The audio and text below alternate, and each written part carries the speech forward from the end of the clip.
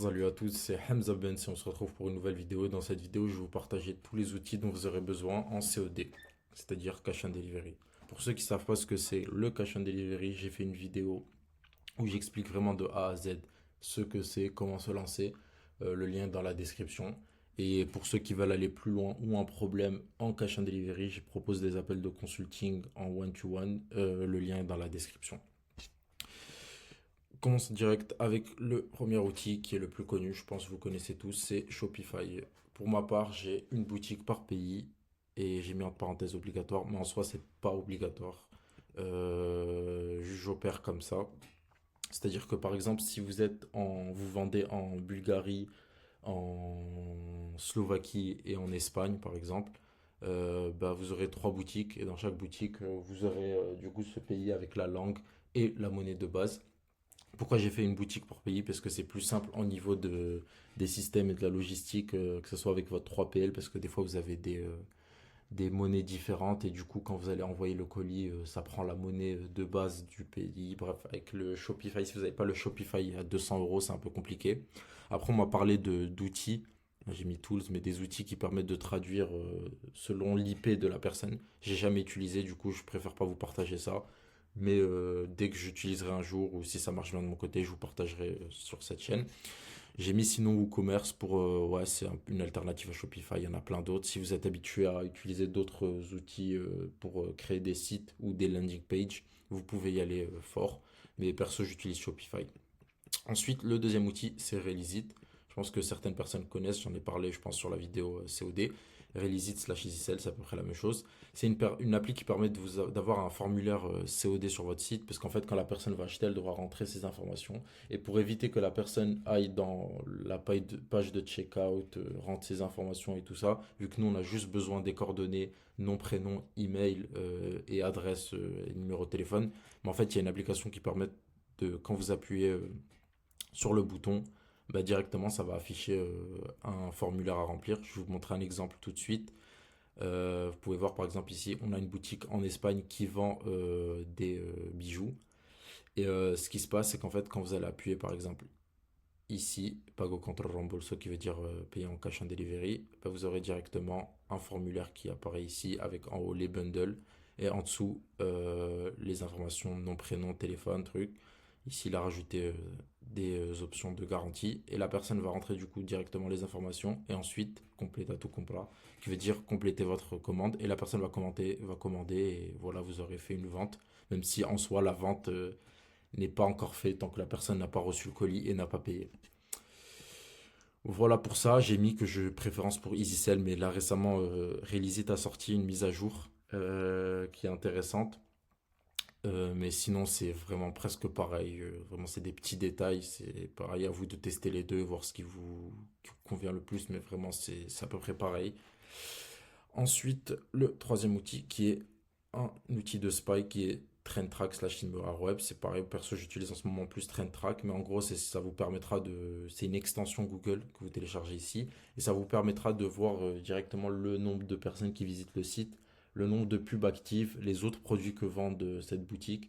Et à partir de ça, déjà, c'est pour voir est-ce que le concurrent fait vraiment des ventes ou même quand vous allez chercher des produits, est-ce que ça fait vraiment des ventes, le nombre de pubs actives, est-ce que la personne vraiment scale ou pas. Parce que si vous voyez que la personne a juste deux pubs, là, vous pouvez dire que la personne ne scale pas, alors que si elle en a beaucoup, là ça commence à être intéressant.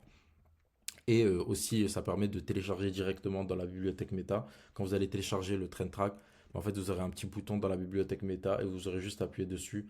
Et ça vous évite de faire toute la partie code pour télécharger les pubs des concurrents et les utiliser ensuite pour s'en inspirer. Ensuite, j'ai mis pour les outils de marketing et de création de contenu, on a, on va commencer par vidéo, on a Capwing, c'est une alternative à CapCut. Du coup, pour le montage vidéo, perso, j'utilise Capwing. C'est 20 $ par mois. Sinon, vous avez CapCut gratuit, la version payante. Vaut mieux prendre la version payante. J'ai dit, parce que Capwing, c'est payant. Si vous utilisez la méthode gratuite, vous aurez les filigranes. Du coup, en soi, vous ne pouvez pas l'utiliser. Après, comme j'ai dit avant, les outils de monteur vidéo, c'est à vous de voir si vous êtes plus à l'aise avec CapCut, vous êtes plus à l'aise avec After Effects, je sais pas moi quel outil. Utilisez vraiment l'outil qui vous convient le mieux. Ils sont à peu près tous pareils. Vraiment, c'est juste tester, voyez ce qui vous convient le mieux. Moi, j'ai dit que j'utilisais Capwing, mais ça ne veut pas dire que vous allez utiliser aussi Capwing. Vraiment, ça, c'est juste. Ça, c'est pas un truc qui est un must, par exemple. Juste, voilà, j'ai des personnes que je connais aussi qui sont sous CapCut, il y en a sous Capwing. Chacun, il voit ce qui le convient le mieux. Ensuite, Eleven Lab pour les voix off, je pense que vous connaissez déjà. C'est l'outil d'IA qui permet de générer des voix. Après, pour ce qui est du script et des copies, copywriting, bah, en fait, comme vous allez opérer sur plusieurs pays, des pays dont la majorité du temps vous ne connaissez pas la langue, ou on est, sauf si vous êtes natif, bah, en fait, j'utilise ChatGPT+, je vous conseille de prendre le plus, c'est vraiment que 20 $. Ça fait beaucoup, je sais, de logiciels, mais sur tous les logiciels là que je vous ai donnés, la majorité sont gratuits, mais je vous conseille vraiment le ChatGPT+. Là, contrairement à Capwing, c'est plus un must pour transcrire et aussi pour traduire. Parce qu'en général, Google Traduction ou les trucs de traduction, c'est approximatif. J'ai entendu comme quoi il y a des personnes, vu qu'ils avaient fait des traductions banales, ils ont reçu des commentaires sur leur pub qui disaient la traduction à revoir ou des trucs vraiment comme quoi la traduction n'était pas top. Du coup, n'hésitez pas vraiment. Là, je vous donne un petit tips que je partage là vraiment intéressant. Vous pouvez le prendre. Ce que vous allez faire, c'est que vous allez en fait aller dans la bibliothèque Meta. Vous allez chercher des mots-clés selon le pays. Par exemple, si vous vendez en Grèce, vous allez chercher des mots-clés en grec de e-commerce et vous allez prendre les boutiques les plus grosses. Comme j'ai dit avant, vous allez utiliser le logiciel TrendTrack pour voir combien ils ont de pubs actives, combien ils font de visites. Et ce que vous allez faire, c'est que vous allez copier-coller le contenu de cette boutique. Et plus vous avez de boutiques, mieux c'est. Vous pouvez commencer par 5, 20, voire plus. Et vous allez le donner à ChatGPT et il va utiliser ces données pour s'en inspirer. Et vous allez lui dire, par exemple, à partir de ce style d'écriture, je veux que vous traduisiez X. Et vous allez lui donner du coup le contenu que vous voulez qu'il traduise. Vous pouvez même faire ça avec les scripts. Par exemple, si vous avez des scripts vidéo, vous allez prendre les scripts des concurrents, copier-coller, télécharger. Vous avez des outils IA où vous mettez transcrire le texte. Vous avez plein d'outils sur Internet et vous allez copier-coller du coup le contenu du concurrent. Vous allez dire dans ce style d'écriture, je veux que vous m'écriviez du coup un script pour X ou Y. Sinon, perso, j'utilise aussi quand j'ai la flemme d'aller dans tout ce process, vraiment aller dans le vraiment pousser le truc loin. Vous pouvez juste demander à ChatGPT, tu es natif par exemple, tu es natif bulgare, je veux que tu me traduis ça pour une boutique e-commerce dans la niche X. Ensuite, pour les visuels, hop, là je vous partage aussi un petit tip qui est pas mal. Vous avez téléchargeur d'images. Attends, je vais vous partager. Par exemple, quand on va aller dans cette boutique, hop, vous avez on ferme fermer ça. Quand vous allez aller dans téléchargeur d'images, bah en fait ici vous pouvez télécharger vraiment toutes les images de la boutique et ça c'est intéressant quand vous voulez prendre du coup le contenu je pense que vous connaissez déjà, mais prendre le contenu des concurrents, c'est super intéressant d'avoir cet outil, vous téléchargez les images.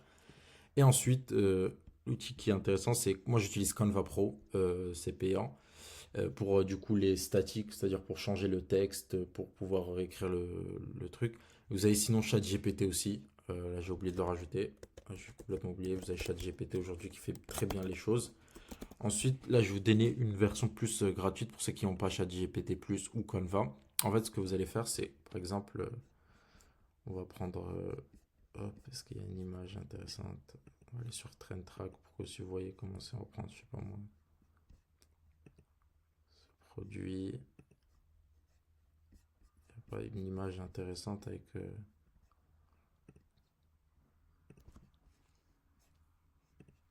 Attendez. Hop.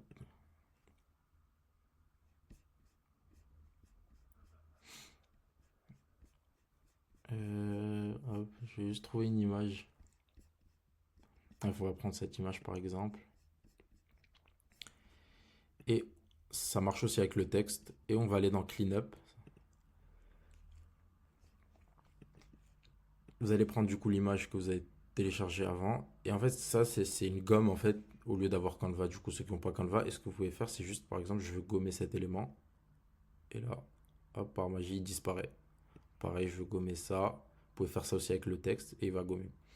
Et en fait, ce qui se passe, c'est quand vous allez télécharger l'image, vu qu'il y a une version aussi payante ici, l'image sera un peu floue. En général, ça passe à vous de voir si ça passe sur votre site. Mais ce que vous allez faire, c'est que vous allez après sur Cutout. Et là, vous allez prendre votre image, la mettre ici. Et dès que vous l'avez mis ici, ce qui se passe, c'est que la qualité est encore meilleure. Vous pouvez voir la différence, là c'est un peu flou, là c'est en HD. Et là vous téléchargez la version HD. Et du coup vous avez une alternative à Canva Pro et ChatGPT pour modifier vos images. Ensuite, là c'est la partie la plus intéressante, la plus importante je voulais dire. C'est la structuration et c'est un des plus importants en fait. Quand vous allez faire du cash and delivery, en général, vous allez, comme j'ai dit tout à l'heure, être sur plusieurs pays, plusieurs boutiques, plusieurs produits. Et du coup, vous devez vraiment structurer en interne, bien organiser, avoir des process très clairs, des Google Sheets avec vos datas. Parce que si vous centralisez pas tout, vous allez être perdu. Par exemple, vous pouvez perdre vraiment beaucoup de temps à aller chercher, je sais pas moi, cette créa, à aller chercher ce truc, à aller chercher. Et du coup, moi, ce que je vous conseille, c'est vraiment passer du temps dans votre semaine, dans vos journées, que ce soit 1 heure par jour, que ce soit une journée dans la semaine, où vous vous posez vraiment et vous réfléchissez, ok, parce que comment je fais, non, plutôt ce que je fais et comment je le fais et qui le fait. Du coup, c'est vraiment la question de process. Par exemple, là, vous allez dire, ok, moi, j'ai dans mon business de cash and delivery, j'ai la partie marketing. Qu'est-ce que je fais dans la partie marketing et vraiment écrire tout ce que vous faites dans la partie marketing, comment vous le faites et ensuite vous dire, ok, comment je peux centraliser tout pour que ça soit bien organisé dans des process, pour que ça soit clair et quand je veux chercher quelque chose, je puisse le trouver rapidement et que tout soit clair et bien sûr par rapport à ma vision des choses et prendre une feuille, des fois un stylo, ou même aller sur Miro et structurer vraiment tout. Parce que ça, vous dites au début, c'est pas important. Moi, je vais juste faire du cash rapidement. Mais vous allez vraiment perdre beaucoup de temps une fois que vous voudrez scale. Parce que, comme on dit, si vous n'avez pas une bonne base, ensuite tout va tomber. C'est comme un immeuble. Si vous avez un immeuble et les fondations sont pas bonnes, ben, l'immeuble va tomber. Alors que si vous prenez vraiment du temps à bien construire les fondations, peut-être vous n'allez pas aller plus vite. Mais une fois que les fondations sont bonnes, là, vous pouvez aller vraiment construire l'immeuble le plus grand du monde. Et comme on dit, et voilà, comme ils aiment bien dire les Américains, et voilà, la vidéo est finie, j'espère que ça vous a plu. Vraiment, prenez du temps à structurer votre business et j'espère que cette vidéo vous aura plu. On se retrouve pour la prochaine vidéo. Ciao.